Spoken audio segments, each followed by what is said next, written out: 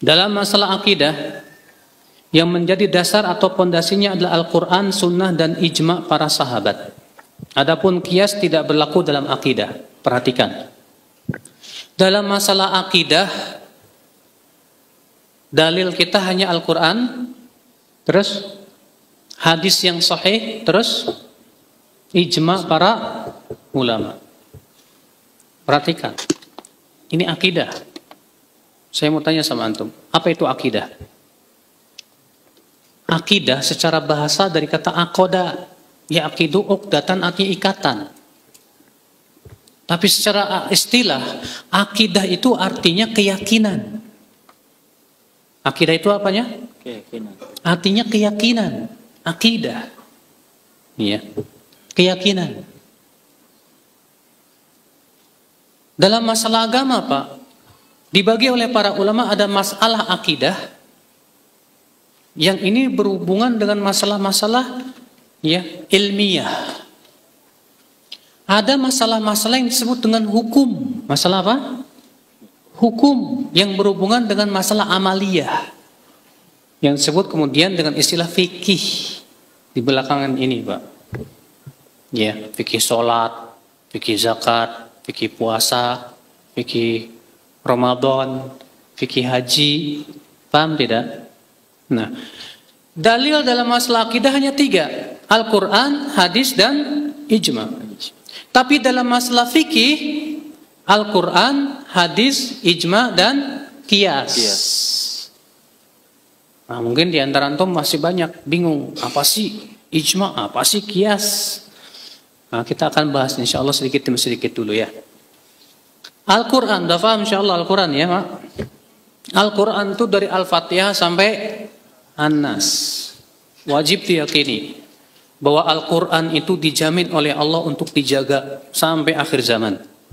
Siapa yang mengatakan bahwa Al-Quran tidak terjaga dan bahwasanya Al-Quran sudah dirubah-rubah, dia murtad dari agama Islam. Ya, karena keyakinan seluruh kaum muslimin bahwa Al-Quran yang kita miliki itu dijaga oleh Allah kemurniannya. Allah berfirman, "Inna nahnu nazzalna dzikra wa inna lahu lahafizun." Sesungguhnya kami yang telah menurunkan adzikr yaitu Al-Quran, dan kami yang akan menjaganya. Iya, ini sudah janji Allah Subhanahu wa taala. Ada enggak Pak kelompok yang mengatakan Al-Quran sudah tidak otentik lagi? Ada, Ustaz. Ada. Siapa mereka? Syiah masyhur. Syiahnya Syiah Itsna Asyariyah, yang disebut dengan Syiah Imamiyah Rafidhah. Iya. Mereka punya keyakinan bahwa para sahabat kafir dan para sahabat yang merubah-rubah Al-Quran. Maka mereka punya keyakinan bahwa Al-Quran yang ada pada kita itu katanya apa? Sudah tidak asli lagi. Iya. Maka dari itu banyak ulama yang mengatakan mereka bukan Islam. Bukan apa? Islam. Bukan Islam. Ikhwatul Islam. Ya. Ada lagi Pak, kelompok lain yang mengakui Al-Quran tapi menolak Al-Quran kalau tidak sesuai dengan akalnya. Siapa mereka? Mu'tazilah. Mu'tazilah, keyakinan mereka apa? Akal lebih tinggi dari apa? Wahyu. Maka Mu'tazilah merasa perlu mengatakan Al-Quran makhluk. Al-Quran apa? Makhluk. Karena makhluk tidak sempurna. Akal makhluk, Al-Quran makhluk. Sesama makhluk gak masalah dong kalau kita kritik. Makanya orang liberal itu kan Mu'tazilahnya kebangetan. Akhirnya seperti halnya orang Mu'tazilah, semua dalil dari Al-Quran dan hadis yang tidak sesuai dengan akal wajib ditolak atau ditakwil. Ini jelas batil, ya. Ini bukan manhaj para sahabat Rasulullah sallallahu alaihi wasallam. Ada lagi Pak, setiap dalil dari Al-Quran dan hadis kalau bertabrakan dengan pendapat wali ditolak. Ini sufiyah. Kenapa? Karena orang sufi punya keyakinan wali itu lebih tinggi dari Nabi dan Rasul. Dan wali itu maksum, gak mungkin salah. Sehingga akhirnya perkataan wali itu harus diusung lebih daripada Al-Quran dan hadis Nabi Sallallahu Alaihi Wasallam. Sehingga akhirnya mereka menganggap kalau ada ayat Al-Quran atau hadis yang bertabrakan dengan pendapat wali, ditolak gitu. Ini semua Pak jalan yang menyimpang dari Ahlus Sunnati wal Jamaah, menyimpang dari para sahabat Rasulullah sallallahu alaihi wasallam. Al-Quran wajib kita imani Pak. Tapi ingat Pak, dalam tata cara memahami Al-Quran nggak boleh sembarangan. Dalam tata cara memahami Al-Quran, para ulama sudah memberikan kepada kita bagaimana metodenya, manhajnya. Al-Imam Ibnu Katsir dalam tafsirnya, Muqaddimah Tafsir Ibnu Katsir berkata, ya, menjelaskan tentang ahsanu turuqit tafsir, tata cara tafsir yang paling bagus. Kata beliau yang pertama apa? An yufassarul Qur'anu bil Qur'an. Cara yang pertama apa? Tafsirkan Al-Quran. Yang kedua apa? Tafsirkan Al-Quran dengan apa? Hadis yang sahih. Yang ketiga apa? Tafsirkan Al-Quran dengan pendapat sahabat. Yang keempat apa? Tafsirkan Al-Quran dengan pendapat tabi'in. Kalau yang empat ini sudah tidak lagi, baru kembalikan kepada bahasa Arab yang fasih. Perhatikan ya akhwan Islam, ini Ibnu Katsir memberikan kepada kita manhaj dalam memahami Al-Quran. Taib, bagaimana cara menafsirkan Al-Quran dengan Al-Quran? Banyak sekali cara-caranya Pak, metode-metodenya. Bukan di sini tempatnya Pak. Iya. Kalau mau nanti ada daurah khusus tentang metode menafsirkan Al-Quran dengan Al-Quran. Ya, dan sudah saya sebutkan juga sebagiannya dalam buku saya yang berjudul Sebaik-baik Kamu yang mempelajari Al-Quran dan mengajarkan Al-Quran. Di situ disebutkan metode-metode bagaimana cara menafsirkan Al-Quran dengan Al-Quran. Yang jelas, orang biasa nggak mampu. Kenapa? Orang yang ingin menafsirkan Al-Quran dengan Al-Quran, dia harus betul-betul faham tentang apa? Pertama, ilmu bahasa Arab. Ilmu apa? Yang kedua, ilmu ma'anil huruf. Makna-makna huruf-huruf bahasa Arab. Yang ketiga, ilmu balaghah. Ilmu sastranya Arab. Karena Al-Quran itu sastra yang sangat tinggi dalam bahasa Arab. Kalau Anda belum menguasai itu, jangan sekali-kali nafsirin Quran sendiri. Ya, hati-hati. Modal terjemahan ditafsirkan, oh, dicocok-cocokin, kali cok sama dengan cocok. Wah. Bahaya, Pak. Ya. Yang kedua, tafsirkan Al-Quran dengan hadis. Kita lihat bagaimana Rasulullah SAW menafsirkan hadis tersebut. Karena manusia yang paling tahu tentang makna Al-Quran siapa? Rasulullah SAW. Tidak ada yang lain. Iya. Itu pun juga harus punya kemampuan ilmu hadis untuk menilai ini hadis sahih atau dhaif. Antum belajar nggak ilmu hadis tuh? Karena harus kuliah dulu, harus mulazamah dulu, belajar ilmu hadis. Hadisnya sahih apa enggak? Tahu-tahu yang digunain hadis yang dhaif, bahkan hadis yang sangat dhaif, bahkan naudzubillah hadis palsu Pak, yang dipakai untuk menafsirkan Al-Quran. Ini enggak benar ya akhwat Islam. Yang ketiga, tafsirkan dengan pemahaman para sahabat. Ini pun harus ya akhwat Islam melihat sanadnya kepada sahabat Nabi Sallallahu Alaihi Wasallam. Ya, sanadnya kepada sahabat itu saya apa enggak? Saya berikan contoh. Ya akhwat Islam, azani Allah wa yakum. Ya. Ketika menafsirkan firman Allah, illa abiri sabilin hatta taktasilu. Kecuali penyeberang jalan sampai kamu mandi.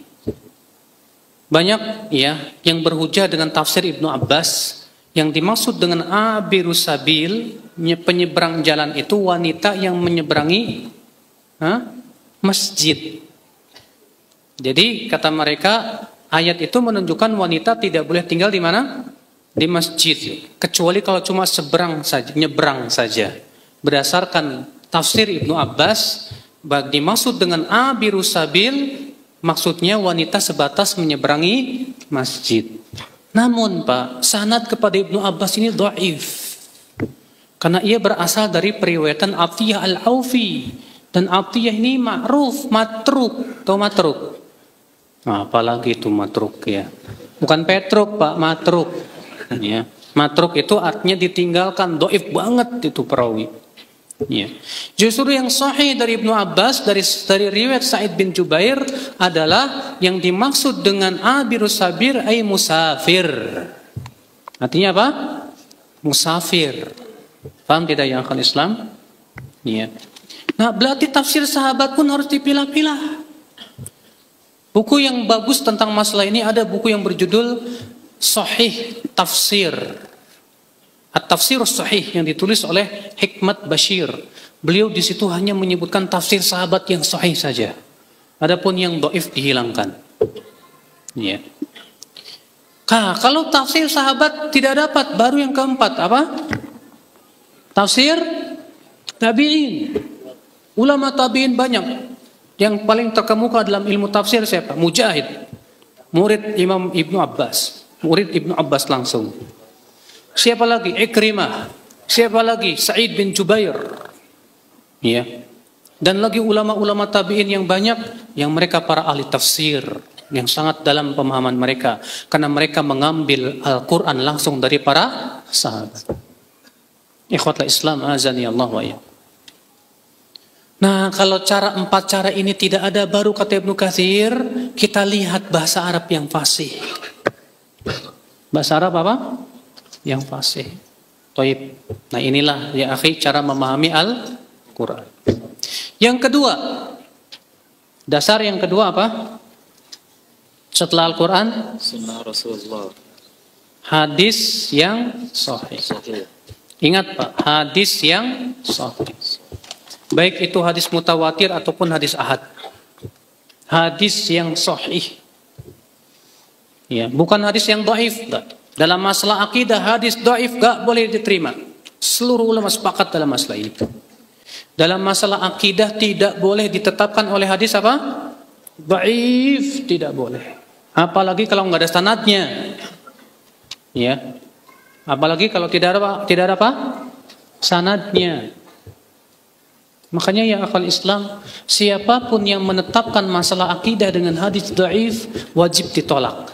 Dan itu pendapat yang mungkar, bahkan keyakinan yang mungkar.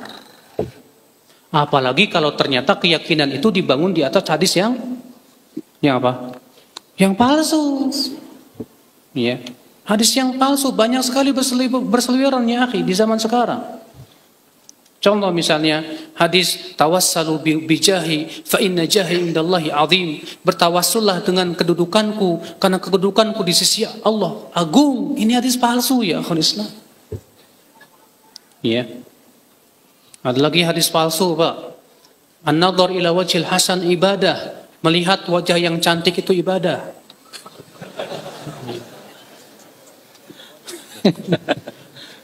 Ya. Ikhwata Islam. Lihat. Jadi dalam menetapkan akidah yang kedua apa? Hadis yang sahih. Yang ketiga apa? Ijma. Ijma. Apa itu ijma? Kesepakatan. Dalam masalah akidah, ijma yang hanya dipakai hanya ijma sahabat saja. Paham tidak? Kenapa? Karena akidah tidak mungkin berubah sampai akhir zaman. Akidah tidak akan mungkin berubah sampai akhir zaman. Maka ijma yang dipakai dalam akidah hanya ijma sahabat, tidak generasi yang lainnya. Karena semua masalah akidah sudah dijelaskan oleh Rasulullah SAW. Maka siapapun yang akidahnya tidak sesuai dengan akidah sahabat, maka ya akhwal Islam itu adalah akidah yang pasti salah. Pasti apa? Contoh, akidah Khawarij yang mengatakan pelaku dosa besar kafir. Karena pelaku dosa besar sudah berhukum dan hukum selain Allah. Sedangkan Allah mengatakan siapa yang tidak berhukum dan hukum Allah maka dia kafir. Ini keakidah yang tidak dipahami oleh para sahabat demikian. Iya, karena tidak setiap yang berhukum dan hukum selain Allah itu dikafirkan oleh para sahabat. Di sana ada perinciannya, telah dijelaskan oleh para ulama. Akidah Murji'ah. mengatakan amal tidak termasuk iman. Ini akidah sahabat? Bukan. Orang Murji'ah mengatakan iman itu cukup keyakinan dengan hati, ucapan dengan lisan. Amal tidak termasuk iman. Amal tidak mempengaruhi iman. Jadi yang penting kamu sudah yakin, kamu sudah bersyahadat, selesai. Kamu berbuat dosa sebesar apapun tidak akan mempengaruhi imanmu. Sehingga menurut mereka orang yang paling banyak berdosa dengan orang yang paling bertakwa sejajar. Ini jelas Pak, keyakinan yang aneh. Ya. Bertabrakan dengan Al-Quran, hadis dan pendapat sahabat. Mas, jangan tidur Mas.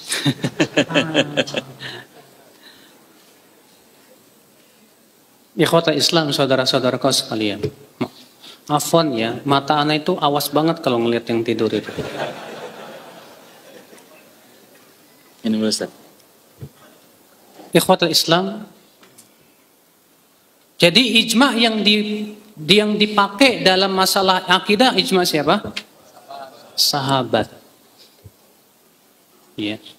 Maka dari itulah ya akhi dalam masalah akidah, siapapun yang tidak mengikuti akidah para sahabat Rasulullah SAW, tolak, wajib tolak. Ya. Nah ini akal Islam saudara-saudaraku sekalian. Apa sih Ustadz akidah para sahabat? Waduh, ini pembahasannya harus kajian rutin Mas. Iya. Untuk membahas akidah para sahabat itu harus kajian rutin, panjang masalahnya. Pembahasannya harus membahas buku. Tapi tidak apa-apa, saya mau tunjukkan aja buku-bukunya. Insya Allah mudah-mudahan antum mau merujuknya. Tapi sayangnya bahasa Arab Pak. Kitab Ushulus Sunnah Imam Ahmad bin Hanbal sudah terjemahkan. Kitab Al-Imam yang ditulis oleh Imam Al-Lalikai dengan judul Syarah I'tiqad Ahlussunnati wal Jamaah. Kitab yang ditulis Imam Al-Ajurri dalam kitab Asy-Syariah. Kitab yang ditulis oleh Ibnu Battah. Ya. Demikian pula yang ditulis oleh Al-Imam Abu Dawud. Al-Imam Muzani, murid daripada Imam Syafi'i yang wafat pada tahun 265 Hijriah, juga menulis kitab yang berjudul Syarhus Sunnah. Akhi, kalau kita ingin mengetahui akidah salaf, rujuk kitab-kitab yang ditulis oleh generasi salaf. Yang di bawah tahun 300-an. Imam Ahmad generasi salaf masih. Ya, maksudnya di bawah tahun 300-an. Demikian pula yang saya sebutkan tadi, Imam Al-Muzani, murid Imam Syafi'i langsung dan belajar fikih dan akidah kepada Imam Syafi'i langsung. Beliau sudah menulis buku yang berjudul Syarhus Sunnah, ya. Syarhus Sunnah.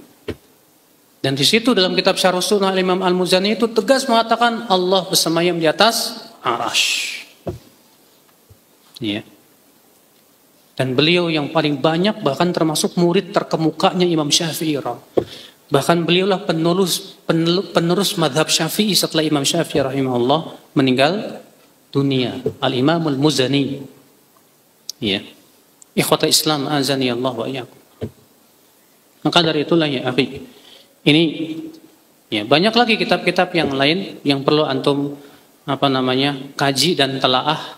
Dan kalau bisa kaji buku-buku tersebut dalam kajian-kajian agar kita tahu langsung bagaimana akidah para sahabat Rasulullah sallallahu alaihi wasallam dengan sanad-sanad yang sahih kepada para sahabat Rasulullah sallallahu alaihi wasallam. Dan alhamdulillah Pak, Ahlussunnah wal Jamaah itu selalu memperhatikan sanad Pak. Enggak kayak selain Ahlussunnah Pak. Ahlussunnah itu selalu memperhatikan sanad. Kalau bawa perkataan Imam Syafi'i dilihat sanadnya saya apa enggak? Ya. Kalau ada orang yang membawa perkataan dari Ali bin Abi Thalib atau dari Umar bin Khattab atau dari Abu Bakar, kita lihat lagi sanadnya saya apa enggak? Kalau enggak ada sanadnya, dilihat kok enggak ada sanadnya, enggak bisa kita pastikan itu perkataan sahabat tersebut. Karena ini masalah akidah, bukan masalah ya yang sifatnya perkataan hikmah biasa. Ikhwata Islam azani Allah wa iyyakum. Seperti misalnya yang disebutkan dalam kitab Ithaf Sadatil Muttaqin. menisbatkan kepada Imam Syafi'i. Imam Syafi'i mengatakan bahwa Allah Subhanahu wa taala ada tanpa tempat. Dan itu jadikan dalil oleh mereka untuk menolak Allah tidak berada di atas arsy. Ini tidak ada sanadnya kepada Imam Syafi'i sama sekali. Bahkan kalau memastikan itu perkataan Imam Syafi'i itu termasuk dusta atas Imam Syafi'i rahimahullah. Ikhwata Islam azani Allah wa iyyakum. Iya. Ini yang kedua. Apa itu? Sun. Yang ketiga apa? Ijma. Sudah kita bahas tadi ijma yang diterima dalam masalah akidah apa? Ijma sahabat. Ingat, ijma sahabat Rasulullah sallallahu alaihi wasallam. Namun ya akhwal Islam, ini adalah kalau para sahabat bersepakat. Bagaimana kalau para sahabat berbeda pendapat? Para sahabat tidak pernah berbeda pendapat dalam masalah akidah. Ya. Para sahabat tidak pernah berbeda pendapat dalam masalah apa? Akidah. Kecuali dalam cabang yang sedikit saja. Contoh, apakah Rasulullah melihat Allah atau tidak? Ya. Menjadi perselisihan para sahabat. Sebagian mengatakan melihat, sebagian mengatakan tidak, sebagian memberikan perincian. Rasulullah melihat dengan mata kepalanya, ya, melihat dalam tidurnya mata hatinya, dan tidak melihat dengan mata kepalanya. Dan itulah pendapat yang paling kuat insyaallah. Ya. Ikhwatul Islam, namun semua sahabat sepakat bahwasanya kaum mukminin akan melihat Allah pada hari kiamat. Saudara-saudaraku sekalian, ikhwatul Islam, azani Allah wa iyyakum. Kalau para sahabat berbeda pendapat dalam masalah fikih, bagaimana Pak sikap kita? Atau berbeda pendapat dalam memahami suatu hadis, bagaimana Pak pendapat kita? Sikap kita bagaimana? Sikap kita yang pertama, kata Imam Syafi'i apa? Fa in ikhtalafu, kalau para sahabat berbeda pendapat, maka kita ambil pendapat yang mendekati dalil. Yang mendekati apa? Dalil. Kita lihat mana yang paling kuat dalilnya, itu yang kita pegang. Paham? Iya. Contoh, Ibnu Abbas berpendapat haji yang harus didahulukan haji tamattu. Sementara khulafa yang 4, Abu Bakar, Umar, khalifah Abu Bakar dan Umar lebih mendahulukan haji ifrad. Haji apa? Ifrad. Terjadi perselisihan. Sampai-sampai Ibnu Abbas pernah suatu ketika, dan ini merupakan manhaj yang agung ya. Suatu ketika Ibnu Abbas di majlisnya menetapkan bahwa Rasulullah SAW dahulu ingin merubah hajinya menjadi haji tamattu. Karena waktu itu, waktu Rasulullah haji wada, Rasulullah hajinya haji apa? Siapa yang tahu? Hah? Haji Qiran. Karena haji ada 3. Haji tamattu, haji Qiran, sama haji ifrad. Ya. Apa itu haji Qiran? Apa itu buat pembahasannya masalah fikih, Pak? Bukan di sini saya menjelaskannya. Rasulullah SAW haji Qiran. Kenapa? Karena beliau membawa hewan hadyu, hewan sembelihan. Sesampainya di kota Makkah, Rasulullah SAW bersabda, "Law istaqbaltu min amri mastadbartu, wala ja'altu umratan." Kalau aku masih sempat, aku ingin sekali merubah. Kalau bukan karena aku membawa hewan sembelihan, aku ingin menjadikannya umroh saja. Maksudnya beliau ingin jadikan haji tamattu. Dalil itu yang dijadikan hujah oleh Ibnu Abbas, bahwa haji tamattu itu yang harus dipilih. Rupanya di antara muridnya Ibnu Abbas, ada yang bilang kepada Ibnu Abbas apa? Ya Ibnu Abbas, tapi Abu Bakar dan Umar, mereka lebih mengutamakan haji ifrad. Mendengar itu Ibnu Abbas marah sekali, Pak. Apa kata Ibnu Abbas? Ya, yushiku an tanzila alaikum hijarah minas sama. Hampir-hampir Allah turunkan kepada kalian batu dari langit. Aku sampaikan kepada kalian sabda Rasulullah, lalu kalian sampaikan kepadaku perkataan Abu Bakar dan Umar. Maksudnya apakah kalian menganggap bahwa perkataan sahabat ini bisa melawan perkataan sahabat Rasulullah Sallallahu Alaihi Wasallam? Subhanallah, ini manhaj yang agung sekali ini. Diajarkan oleh Ibnu Abbas bahwa kewajiban kita lebih mendahulukan Al-Quran dan hadis di atas ucapan siapapun juga. Luar biasa. Padahal Ibnu Abbas ini sangat menghormati Abu Bakar dan Umar. Sangat menghormati. Tapi karena beliau melihat ada dalil yang lebih kuat, maka beliau lebih mendahulukan apa? Dalil. Inilah manhaj salaf. Inilah manhaj Ahlussunnah wal Jamaah. Ya. Ikhwatul Islam, azani Allah wa iyyakum. Nah, lihat ya akhwal Islam, para sahabat berbeda pendapat dalam masalah ini. Dan yang paling kuat insya Allah dalam hal ini madhabnya Ibnu Abbas. Kenapa? Karena dalilnya apa? Kuat. Ini sikap yang pertama, Pak. Jadi kalau para sahabat Rasulullah SAW mereka berbeda pendapat, kita lihat mana yang paling kuat dalilnya, itu yang kita rajihkan. Dan kita berikan udzur kepada sahabat yang lainnya. Sikap yang kedua apa, Pak? Sikap yang kedua, ya, bahwa apabila para sahabat berbeda pendapat menjadi dua pendapat, maka kita tidak boleh membuat pendapat yang ketiga. Kalau para sahabat berbeda pendapat menjadi tiga pendapat, kita tidak boleh membuat pendapat yang keempat. Karena kata para ulama, para perselisihan sahabat misalnya jadi dua pendapat, seakan-akan mereka bersepakat bahwa makna ayat tersebut atau hadis tersebut hanya dua, kalau enggak ini atau itu. Maka siapa yang membuat pendapat yang ketiga, berarti mereka telah keluar dari manhaj para atau mengikuti pendapat para sahabat Rasulullah sallallahu alaihi wasallam. Iya. Nah itu ya akhul Islam, azani Allah wa iyyakum. Nah ini akhi, jadi saya ulangi lagi, dalam masalah akidah apa? Al-Quran, terus hadis, terus ijma. Sekarang saya mau tanya, qiyas berlakukah dalam masalah akidah? Apa itu qiyas? Qiyas itu analogi. Kalau orang Indonesia nyebutnya apa?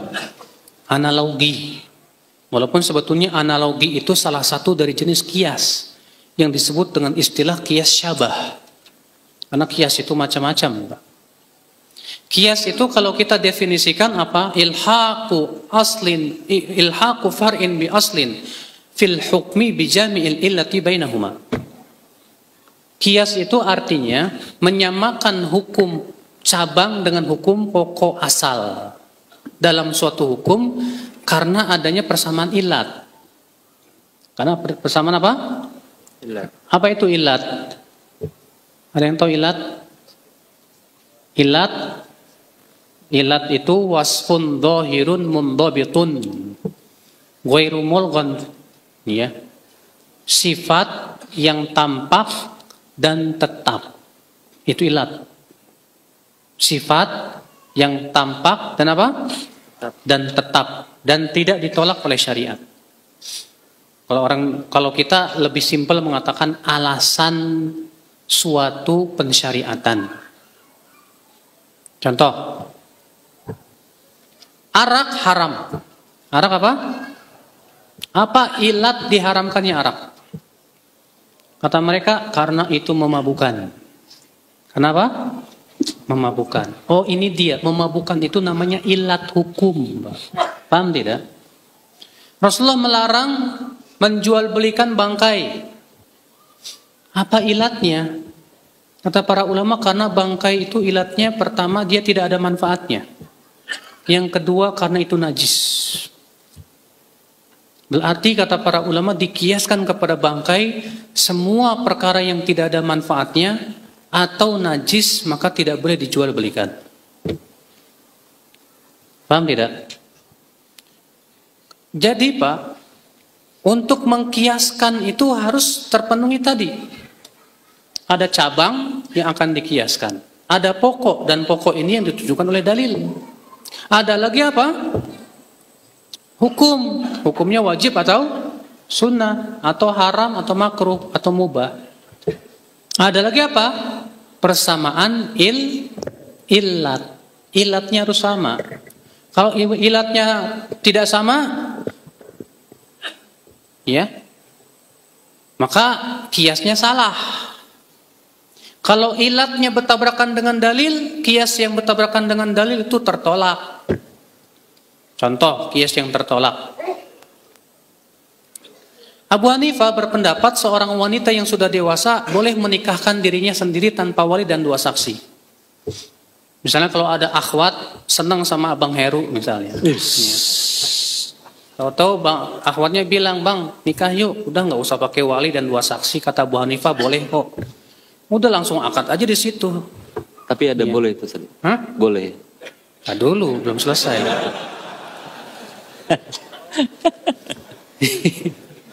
Menurut Abu Hanifah sah. Menurut Abu Hanifah apa? Kenapa? Hujah Abu Hanifah kias. Dikiaskan dengan apa? Dengan akad jual beli.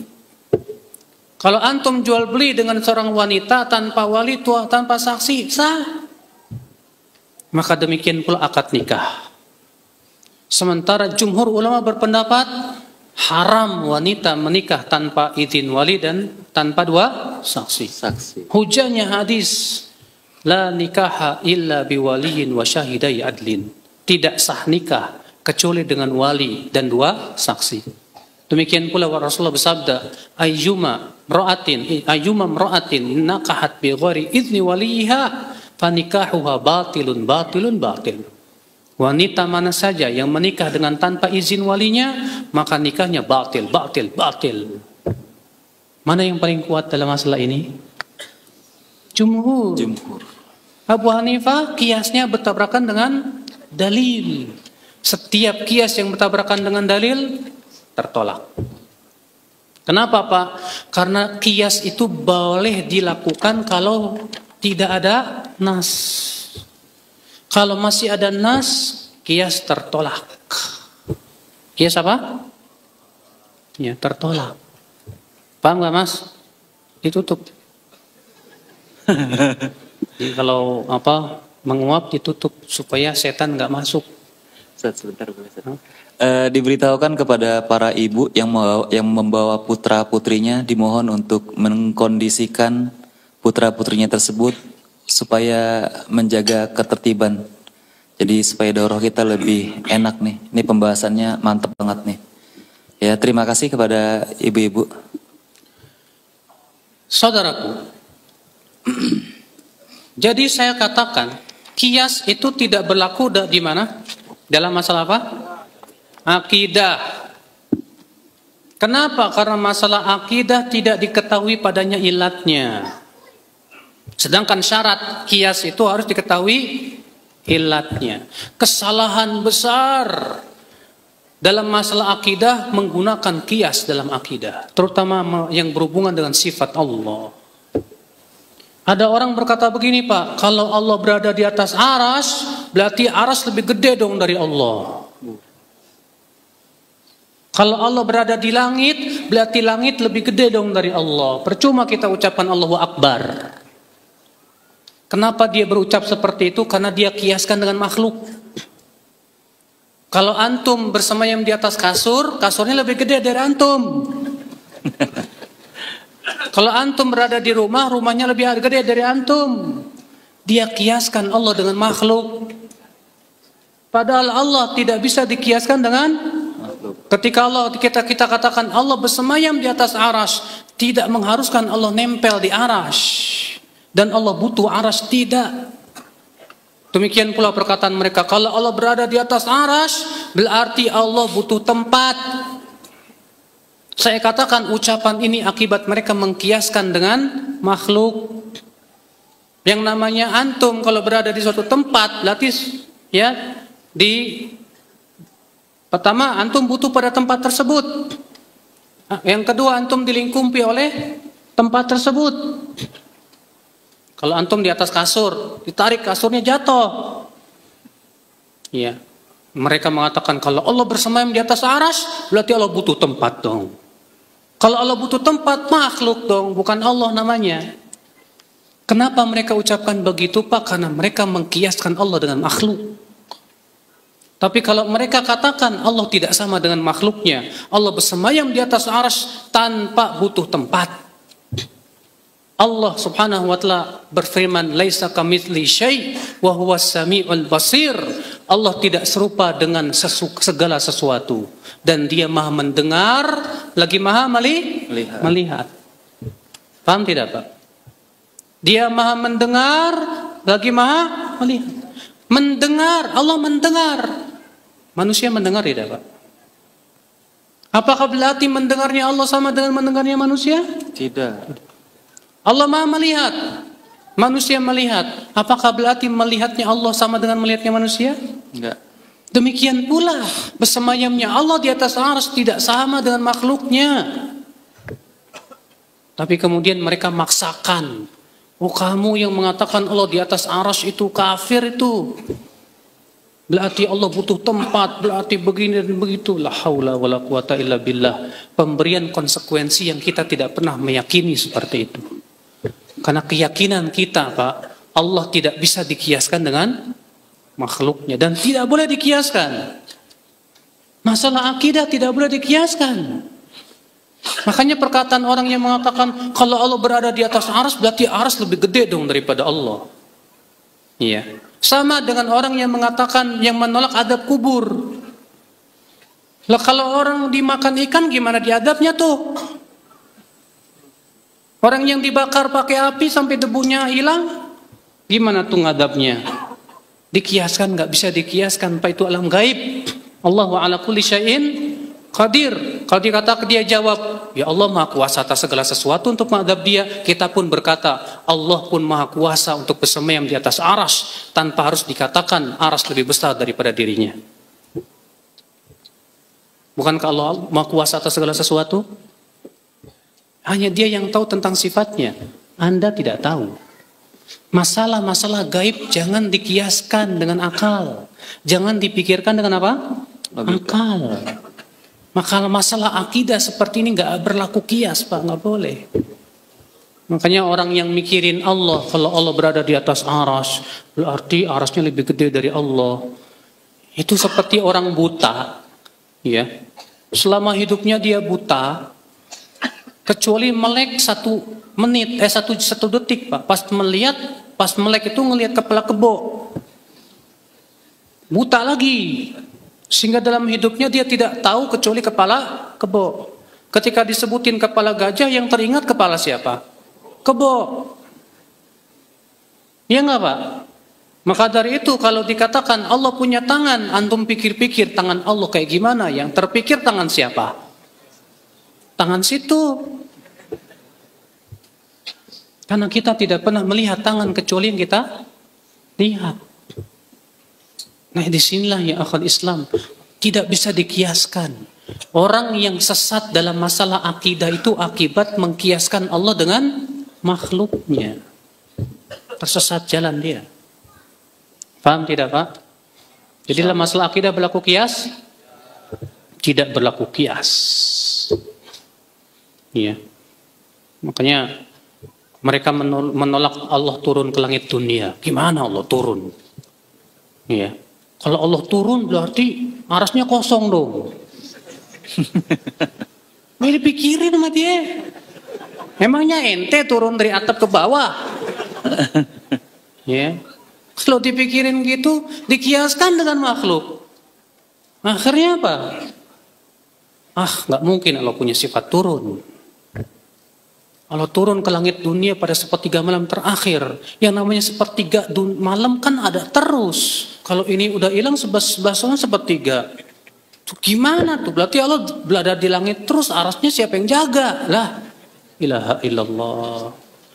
Inilah Pak akibat daripada mengkiaskan Allah dengan apa? Makhluk. Otaknya error Pak kayak ginian, Pak. Iya. Allah tidak bisa dikiaskan dengan makhluknya ya akhwat Islam. Ya.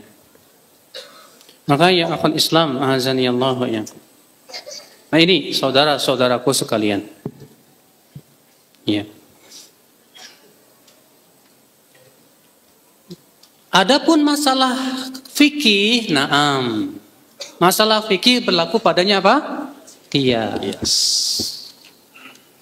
Itu pun juga ada yang kiasnya nggak benar kayak kita sebutin tadi, Pak. Kias yang bertabrakan dengan dalil. Paham nggak, Pak? Paham insyaallah? Nah, baik saudara-saudaraku sekalian. Jadi ingat ya bahwa manhaj salaf berkeyakinan bahwa dalam masalah akidah hujah kita Al-Quran, hadis yang sahih dan ijma para sahabat. Wajib kita pahami itu. Ya.